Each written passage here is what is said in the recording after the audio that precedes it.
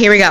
Okay, so this is my second class of juniors, and we're again working on step 3, which is to plug in a word or two from their definition for the difficult vocabulary in the text to make the text more understandable as they're going.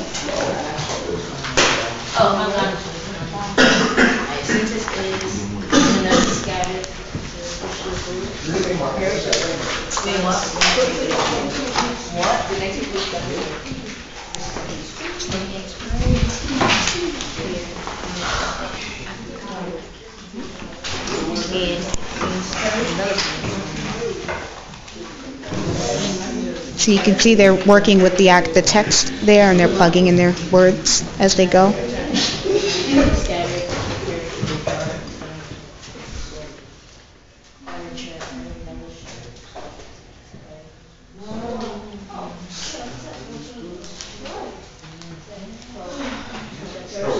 The detail.